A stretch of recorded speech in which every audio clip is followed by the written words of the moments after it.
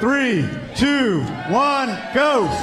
It is on. Number one versus number two. 15.1 in the 2015 Reebok CrossFit Games season is underway. Oh, man, it's been a long time. We've been waiting for this, and this is basically a repeat of the games, having number one and two go head-to-head. But give me a break. Let's start off with this first workout right out of the gate. The first thing that popped into my head was grip intensive. Not only are you hanging on that bar for all those reps when you're overhead, but now you got the deadlifts and then you got the snatch. You have 9 minutes of pure just grit busting. You got to be Popeye for this one. Matt Fraser was first off with his initial set of toes to bar and got to that barbell first, and now on to his 5 snatches. The leader's name will be highlighted in blue. We have 9 minutes, 15 toes to bar, 10 deadlifts, and 5 snatches at 115 pounds, and then it's on to 15.1A, where things are going to get heavy. So Matt Fraser finishing first. He has a round down, as does Rich Froning, and Fraser right back up on the bar for 15 toes to bar. And we were talking about, just about these athletes in general. They're equal in comparison to what they can do. The one advantage that Matt has here is that range of motion. He's a little shorter, a little lighter, so I think because the meat of this workout is the toes to bar, I think he's going to have the advantage on that particular section. Well, Matt did not look very pleased when that movement was announced. No, he's been working off a little bit of a hip injury. He said he was actually worried a week ago if he'd be able to do any toes to bar. But I don't think he was real excited about that. Of course, his eyes didn't light up when they said that 1 rep max, so we'll see what that does later.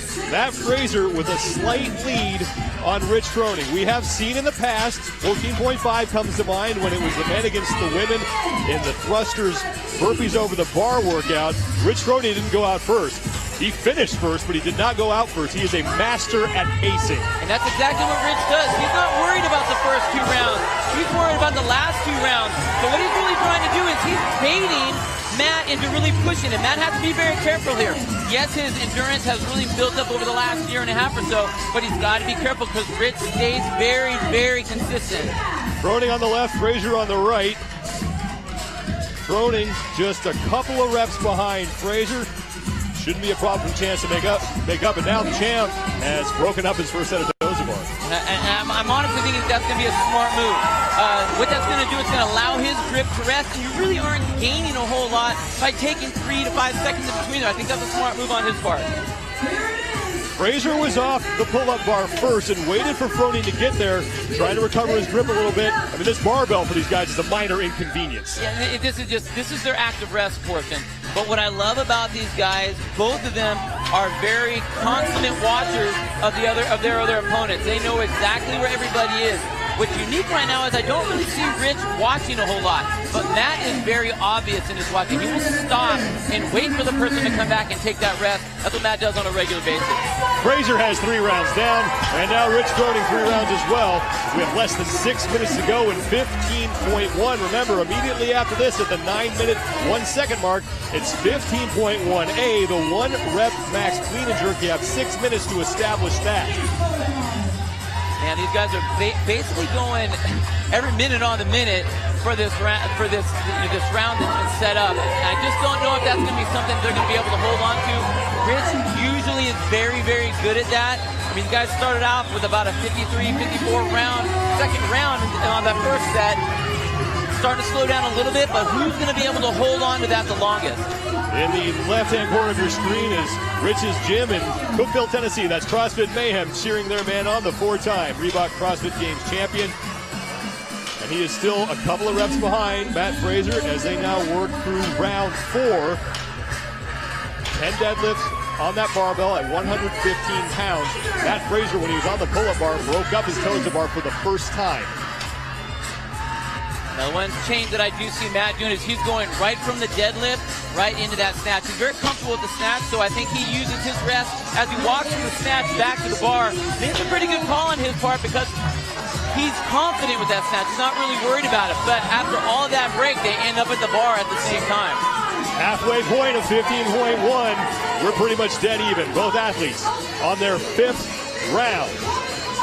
Fraser with about a 1 to 2 rep lead on Froning. Froning is off the pull-up bar. Fraser's off the pull-up bar. Now we see consistent breaking of those toes to bar as these athletes, as Bill said, trying to save their grip. FRASER with 2 to go, and here comes Rich Froning. And they are tied, but FRASER slightly in the lead as the men make their way back to the barbell for the 5th time. I'll tell you what, the nice thing about this weight is it's not real heavy, so they're not really having to worry about their form. They just have to move that bar. Basically treat it as an air squat. But you can see how they are going that alternate grip. I mean, it saves their hands. They're not worried about it rolling out of their fingers. Anything to save that grip in this particular workout is going to be gigantic. FRASER still slightly ahead of Rich Froning, and you can see Matt FRASER is looking at the clock. Froning will do that as well, trying to pace off that. Round 5 is in the books. Both men back to the pull-up bar at exactly the same time. Man, these guys are running seriously at about a 105 split right now. They started off at a 54, 55. They really haven't degraded that much at all, and we're coming to the last half of this workout now. Both coming off the pull-up bar at the same time. You think these guys are pacing off each other at all? I mean, come on. No, they absolutely are. They know what's going on. They know where they are. And the thing is that Rich will rest just enough not to let Matt get too far ahead. But you can tell where he's pushing him. He's pushing him on the toes of the bar. And I really think that Matt thought he would feel a lot more comfortable on this. And I think a lot of people are going to get stuck doing just that. Thinking going broken and then needing to really break it up more than they want to. Rich Froning took a lead, but it disappeared the second that they both put their hands on those barbells. 6.5 down in 15.1. Rich Froning has won the Open every year since 2011. Matt FRASER finished 7th last year, and he only beat Rich in one workout. That was 14.5, and that featured a 95-pound barbell. There's Rich doing what Rich does best, resting at the top on a lightweight movement. You see him do it on thrusters all the time. I think that's what he has mastered more than anyone. He's not rushing the movement, he's breathing, and a lot of us tend to forget to breathe when we're working out. And now a mixed grip on the toes to bar for Matt FRASER as he is a 1-rep lead on Rich Froning. Both breaking at the same time, both through 185 pounds as we approach the 92nd left mark of this event. 15.1 here in Canton, Massachusetts. It's going to be decided probably by a couple of reps the way these two are going. Man, they're just going seriously rep for rep, back and forth, battling. It's just amazing to me how fast Rich can come back after he lets himself drop off by almost 10 seconds, and then they get right back to the bar at the exact same time. Froning off the pull-up bar first, FRASER right behind him, and now both men nearly synchronized on those deadlifts. CrossFit Mayhem in the bottom left of your screen, cheering on Rich Froning from Cookeville, Tennessee. Less than a minute to go in 15.1, and we are still not enough. And here we go. Now, Rich usually, he does have that rest. Matt is usually so far ahead at this point. In every single one of these rounds, he's been about 4 reps ahead of him. Right there again, he's a couple reps, but this is where Rich always seems to make up his distance. And there goes Matt, watching like he always does. That's what I want to see. Both these athletes are staring at each other, seeing just what they need to do. Now it's who's going to hang on to the bar. Final 30 to go, and it's still Matt FRASER just in front of the 4-time fittest man on earth, Rich Froning. And now we are tied again with 20 seconds to go. You can just see that onslaught on the cut right now. Now it's who wants it. Froning with a 2-rep lead. FRASER's got to make up some ground. 5 seconds to go. You got 3.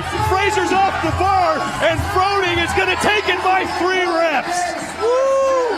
That was insane. That was absolutely incredible. That was absolutely incredible. And again, it's the pacing that Rich has. He just has that an absolute science. The guy knows exactly how fast and how far and how hard he needs to push himself. Doesn't matter the time domain. It just doesn't matter.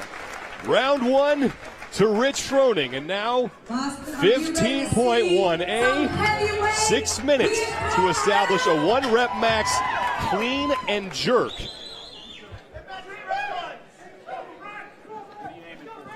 They have to load their own barbells, and they have to use the exact same barbell that they used in 15.1. Let's take a look back at what just happened in 15.1. Barbell, no problem, but it was on the pull-up bar where Rich Froning won this thing. Well, it wasn't just on the pull-up bar, it was the transition. He rested, and that's what a lot of CrossFitters seem to forget, is as you're moving from one position to the next position, take your time. Look at Rich, stands back, take some rest, take a breather, whereas Matt just jumped right on in there.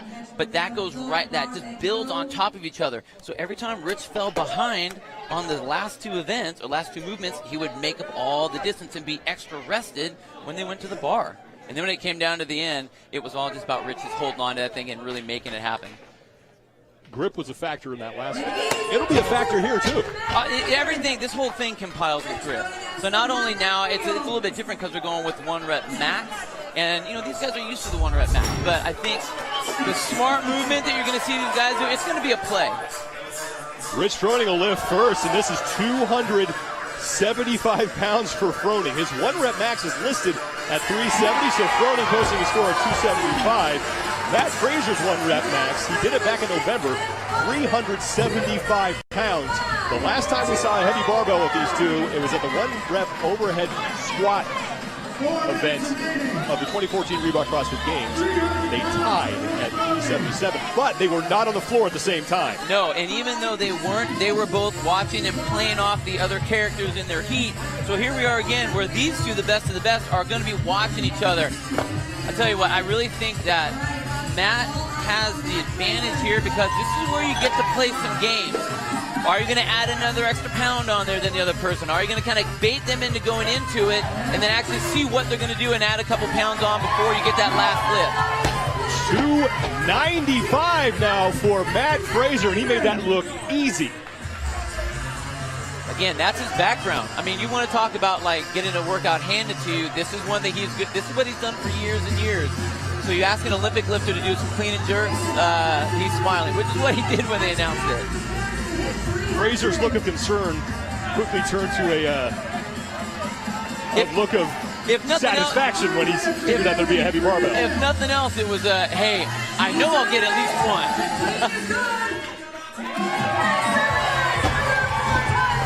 Rich Froning hits 300. Less than 4 to go here. Now Matt Fraser is putting his shirt back on. That'll help that bar stick to him when he catches it. So again, that's Matt being very smart. He doesn't want that bar to slip out of position. Any kind of bad position is going to be wasted energy. He can't afford to have that right now. This looks like 305 for Fraser. We'll have the confirmation on that. And Fraser, that lift will count. Now here's the so hard. It's 315. So Matt Fraser now in the lead by 15 pounds. Now here's the hard part, Sean.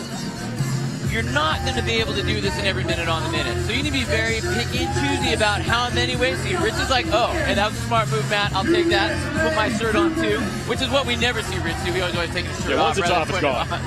But it's a smart move. But how many lifts are you actually going to have in this 6-minute time frame? You still have to recover. Then you want these lifts to count. You want to be able to go heavy. So how many are you going to be able to get? That's what the question is. Good lift for Rich Froning. 325 pounds, so now Froning up by 10 pounds on Matt Fraser, and we have a minute and a half. It is criminal how easy these guys are making this look at this fatigue level. Good lift for Matt Fraser. So now we're getting into the 1 pound increments as Matt Fraser has gone to 327 to take the lead from Froning. And you know, they've all done the Price is Right game. You know, you go up by $1 more than the next person. You have nothing else that's going to mess with the other person's mind. Now here's the game, and this is what Matt's going to be able to deal with. He's going to be able to sit there and watch just to see what they're going to do, because guess what? If they're smart, this is going to be their last lift, and you see Matt starting to adjust. You do your last lift with the last 20 or 15 seconds left, and that's it. So you got to go big. That's 343 for Rich. And that will count. The champ back in the lead. 30 seconds to go. Can Fraser answer? He's still loading weights onto his bar. Chuck Carswell, as judge, is counting up the weight. FRASER adding more weight. He's down to about 15 seconds. 3:45. This will be for the win as Froning is frantically loading his barbell. FRASER has it up, 5 to go. Froning's not going to get an attempt, and FRASER cannot keep it.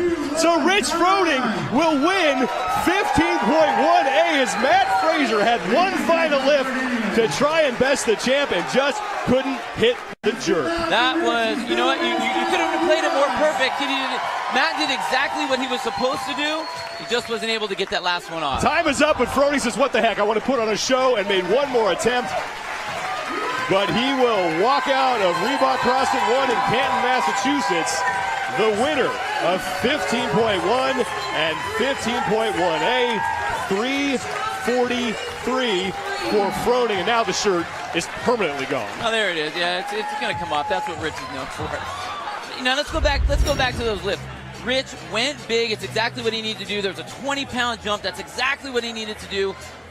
You could tell he was struggling through that, and so the whole time during Rich's lift, Matt's watching.